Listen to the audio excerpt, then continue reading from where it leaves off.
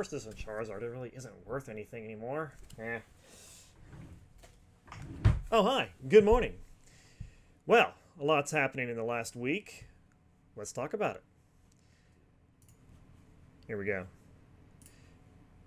Trump is sending the IRS agents to the southern border. Yeah. That's about as funny as it sounds, and is awesome as it sounds.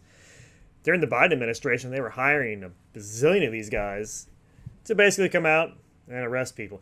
There are rumors, and they may be substantiated, that they were hired to specifically target Republican businesses and individuals with, IRS audits. Is that true? It probably is. Will be able to be proven? Probably not. But, that's in the past, I guess.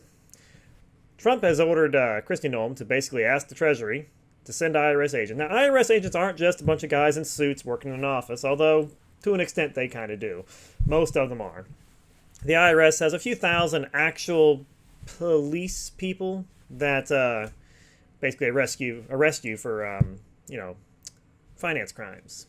White collar people. Great show, by the way. All right, so let's see here. The memo, it's just understanding that the Department of Treasury has qualified law enforcement personnel available to assist with immigration enforcement. Now, these people hate this.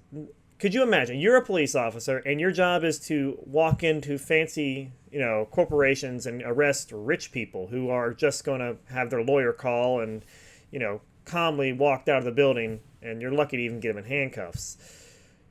Now you're in the dirt, basically.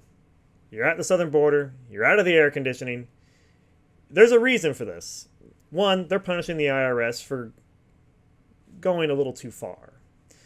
And likely trying to get these people to quit. That's my take on it. The 100,000 employees that you see here, they're, like I said, they're office people. They're people in the back room that, are processing your tax return. Most of these people, they kind of have to be there. You mean we have over 300 million people here in this country. You're going to have a lot of people to process taxes. Now, of course, getting rid of that would be interesting enough, but I doubt Trump's going to actually be able to do that. But reducing the number of people there, yeah, probably could. 2,100 trained law enforcement officers to help violations of tax law and other financial crimes. Yeah. So they're going to send a good chunk of those people to the southern border. They're going to get them to quit. Basically taking the teeth out of the IRS. They could come after you, but who are they going to send? Yeah, let's see. U.S. Customs and Border Patrol reporting only 582 illegal crossings from the U.S. to the U.S.-Mexico border. That's pretty amazing. That's actually that's really amazing. Just a few years ago, thousands upon thousands of people were crossing every day, and now it's like, oh well, just a couple people. That's actually really good, and that's the people they know about. To be fair, but considering they have more people there watching the border than ever before, that's a really good number. Usually when you start studying something and you go in there and you start adding more people looking at something, you end up finding more of the thing you're looking for. It's just the way life is. You put a lot of people somewhere, you're going to find more. They put more people there, and yet it's still dropped. That shows a couple things. Mainly, people are too scared to cross. They know that Biden's not there to let them in, and they're probably likely to get shot because they have a lot of military right there, and if they think you're a drug dealer carrying a gun, it's probably not a good thing to look like. Yeah. Let's see. Terminate all of them. Yeah. Yeah, Trump's been saying he wanted to move these people to the border for a while now. Yeah. And now the guy running the IRS, or well, he's supposed to. The guy that Trump nominated once co-sponsored a bill to abolish the IRS. So Trump is not a fan of the IRS. If you've ever really dealt with them, they really don't know what they're doing. With all these extra people, I've dealt with the IRS in corporate life before, and they really have no clue what they're doing. They really don't. You'll have invoices for things that don't exist. They'll refund you things that you paid twice for, even though they told you before that you're supposed to pay that, but then they're like, well, you actually didn't, and we found out. And it'd be like months later. And trying to account for all this is a virtual nightmare. It's There's a meme out there that basically says, oh, hey, how much do I owe you to the IRS? And I wish I could find it. I have to pull it up later. And the IRS comes back, we don't know, but if you don't pay us the right amount, we'll come arrest you. I mean, basically, that's how life works here with the IRS. If you don't figure out how much you're supposed to accurately pay, they'll come arrest you. It's one of the worst run government institutions that we have.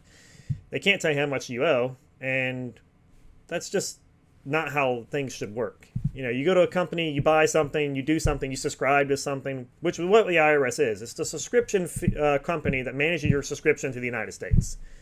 You're subscribed to the United States, you have to pay an annual fee, basically.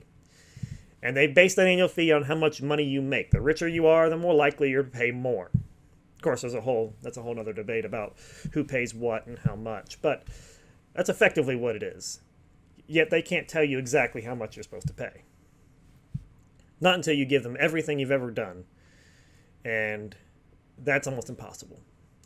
And these IRS agents were likely hired to find these mistakes because everyone makes them. I guarantee you, every one of you has probably filed your taxes missing something. You're probably missing some income from somewhere. And let me move that to this scene. You're probably missing some income from somewhere. And they could find it. And if it's bad enough, they could come arrest you for it. It doesn't seem very fair to me, does it? If it's something that's so egregiously hard to do that you have to hire professionals to do it in most cases, why should you be forced to do it at all? If it's virtually impossible for the average American to actually do this, it doesn't seem fair. It doesn't. But hey, I don't like the IRS. Who does? Do you? Let me know in the comments.